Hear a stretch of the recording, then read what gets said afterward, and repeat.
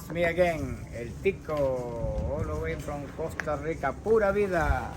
And here we have these grapes. We are pruning these ones just to keep them here as ornamental grape, and we let this run it to grow in here because my customer wanted to have a vine growing on this, on the top of this patio cover.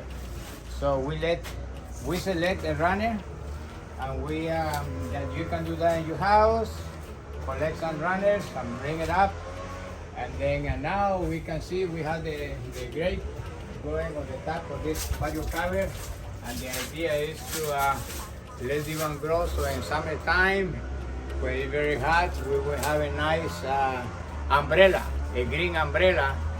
So it's going to give us shade, and this will be a more comfortable place to sit during the summertime. So and you can build something like this. It's easy and it looks beautiful. A nice green ceiling.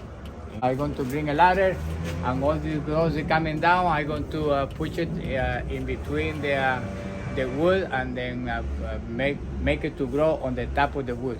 So like we have in here. So that is the next procedure in here. So if you have something, a situation like this in your house, this is I believe this is the best way to do it, and this is a vertical landscaping way. So you need to be creative sometimes. It's not just looking at the books, and the book says this and this and this, and then you cannot be rigid. You need to be flexible in the landscape.